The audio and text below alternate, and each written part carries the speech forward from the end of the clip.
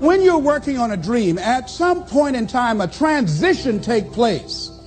And the transition is what you are becoming in pursuit of the dream.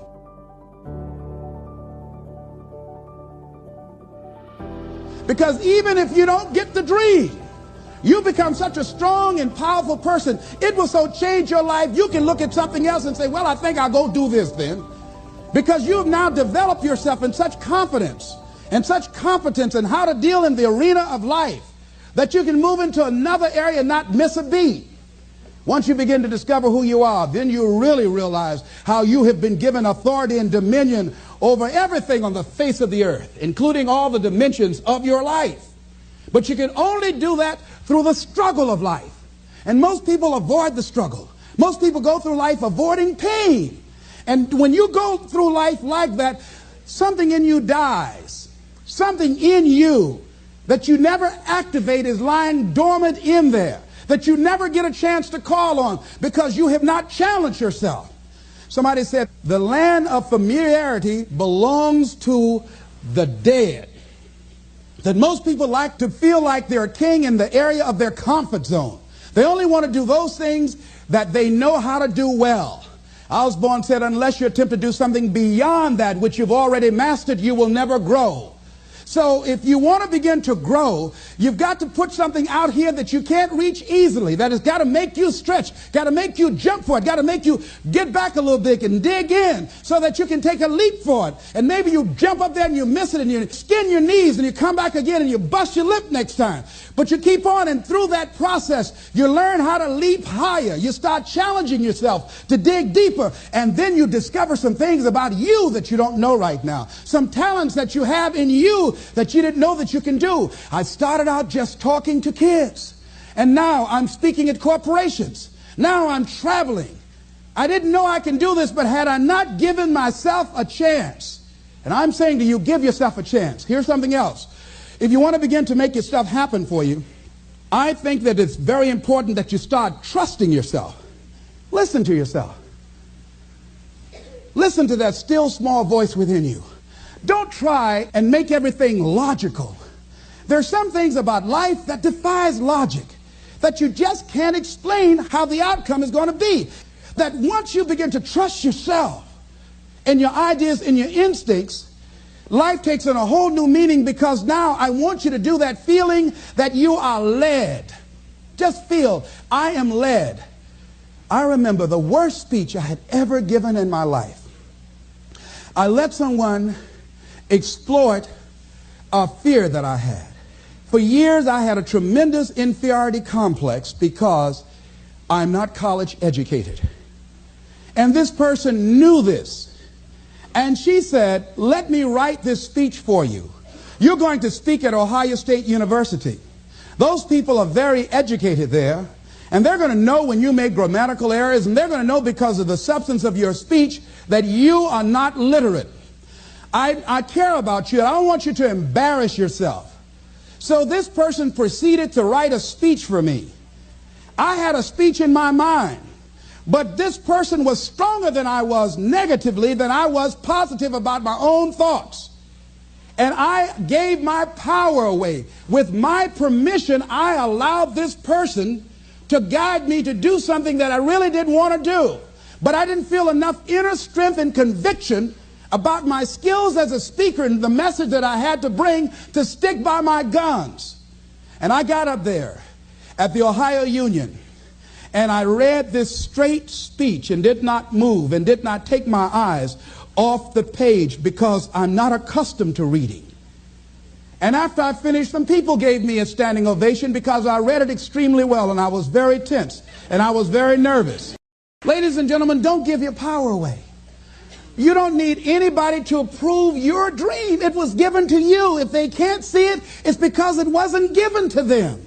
It was given to you. Hold it, nourish it, cultivate it, work on it. It's yours. It's your baby. Work on it until it comes into fruition. I gave away my power, and I said, I'm not going to do that no more. Here's something else for those who make it today. Do what you know is right. Treat people like you want to be treated. Don't try and take any shortcuts. Don't try and cheat. pay your dues up front. I believe, ladies and gentlemen, what goes around comes around. You can pay now, or you will pay double later. So do the right thing. There might be a tendency sometimes, because of the negative part of our consciousness and our own programming, for us to want to say, well, I'll just do it this time. It won't matter. Won't nobody know. Ladies and gentlemen, everything matters. And you know you're somebody. You know. I'd rather lose out on my dream doing the right thing than to cheat trying to make a shortcut to get to my goal. I want to be able to look myself in the mirror. And that's what you want to do.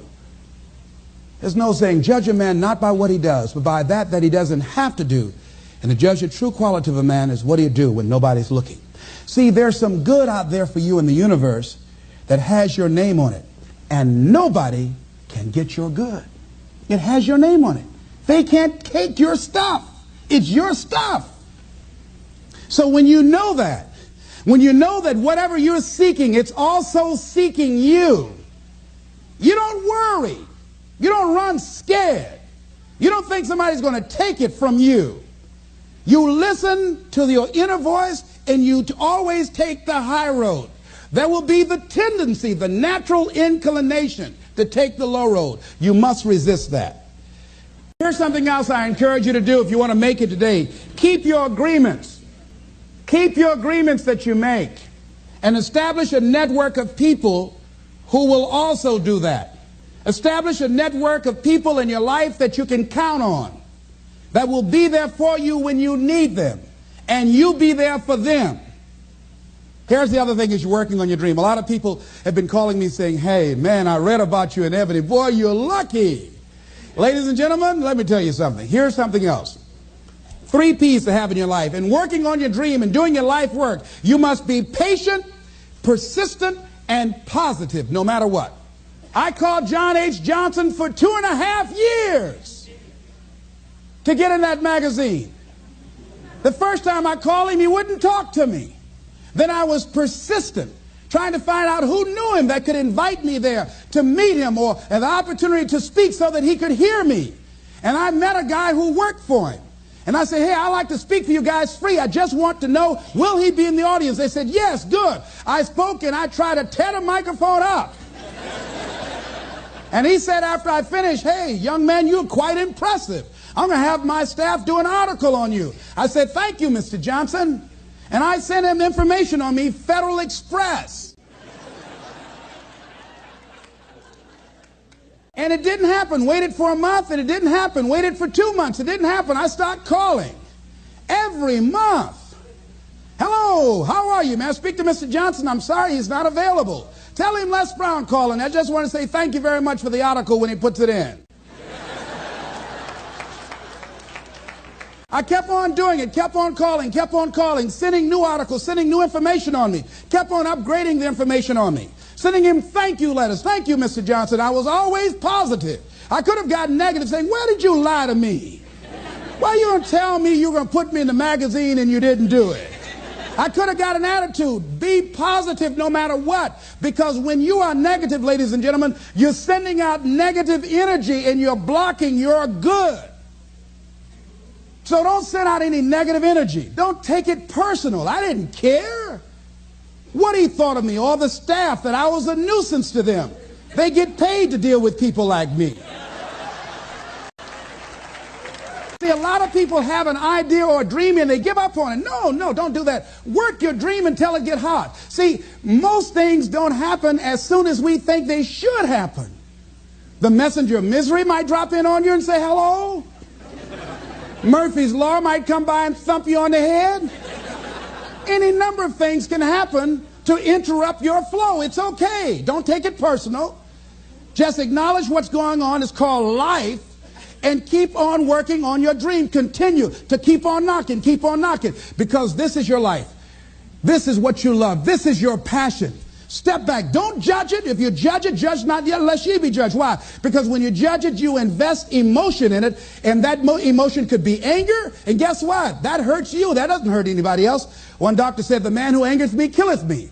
And then he allowed someone to egg him into an argument on the floor of the National Medical Convention and suffered a massive heart attack. When you're in a state of anger, you have so much acid in your blood, if they withdrew some blood from you and inserted it into a pig, it would die from the acid.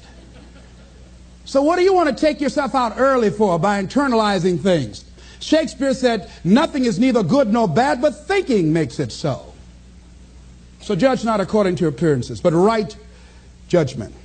And feel that everything is going to work out for you because you're patient, you're persistent, and you're going to be positive no matter what. Don't allow other things or people or circumstances to determine what your reaction is going to be. I was out to dinner with some people, and we had a waitress that was quite discourteous and rude. And the people around me took an attitude about it. I learned how to observe life. I think that in order to overcome life, you've got to learn how to observe it. Just stand back and watch what's going on and choose not to buy into it. I said, excuse me, ma'am. I said, do you know what TIP stands for?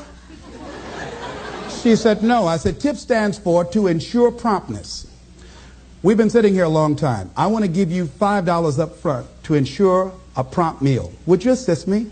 She gave me the biggest smile and said, oh, of course I will.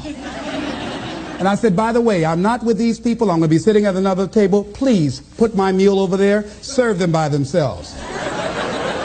See, I don't want to make anybody angry who goes behind closed doors to prepare my food. Oh, no. So don't allow people to determine how you are going to respond to them or circumstances. Learn to look at it. A friend of mine, Tom Perkins, handsome, articulate man in his mid-50s.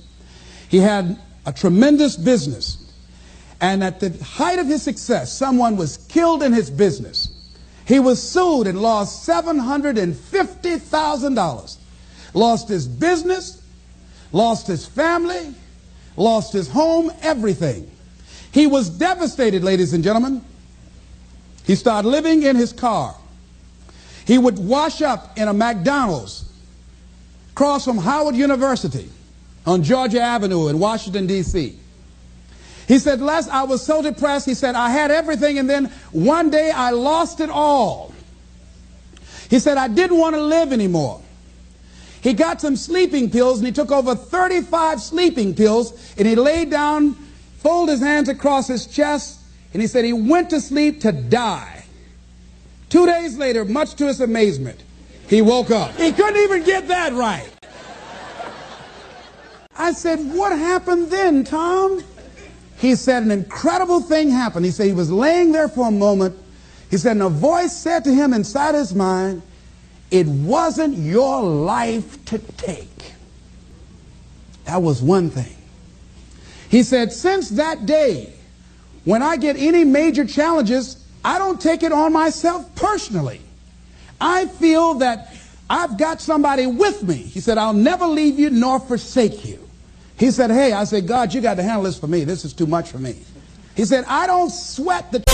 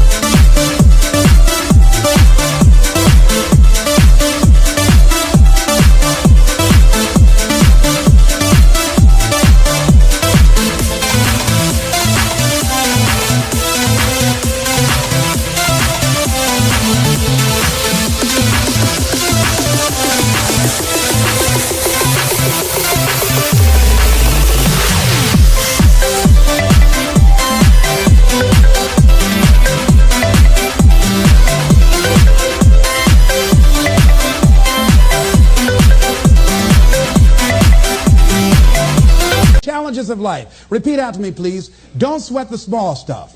Don't sweat the small stuff. Because it's all small stuff.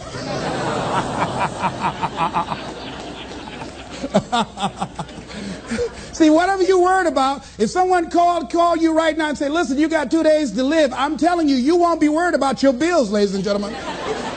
You won't be worried about whether or not somebody loves you or cheating on you because you're about to check out. Okay? So put things in perspective. Here's something else Tommy said that I think is important. He said that the voice also said to him, if you change your ways, I'll give you far more than you ever lost. Look at your life right now. If you want to keep on getting what you're getting, keep on doing what you're doing. You've got to be willing to change your ways. Your life is working. If you don't like what you have produced, you're a director, you are the star, you wrote this script. You produced this, whatever it is. If it's a hit, you produced it. If it's a flop, you produced it. Take ownership of it and decide to go back to the drawing board and rewrite the script that you are the star of. You have the power to do that. On this day, you can declare that I'm going to change. As you look back on your life, you can decide that I don't like what I produced here, and I want higher ground. I want to begin to experience more love. I want to have more adventure in my life. I want something that gives my life a sense of meaning. Ladies and gentlemen, I've been selected to head up a program called Project Life in Chicago, training thousands of kids. And I had the experience, we had our second session this past Monday. And to see these young people when they came in, and to see the young people and the parents and the community volunteers when they went out. One young man from the Cabrini Green housing projects who didn't want to be there, who came up and said, I want you to know I'm so glad to be here. And he said, I'll never be the same again. He said, thank you, Mr. Brown. He said, I just got to go now, but thank you, sir. I'll never be the same again. To see a letter I got from a young man who was in the Cook County Jail where I work on Monday morning. And this young man will not be out of jail for at least 50 years. At least 50 years. They gave him 100 years. This guy has shot at least 60 people that we know of and killed 10 at least. And this letter he wrote, he said, since listening to your tapes, he said, I have not changed, but I feel a different person in me.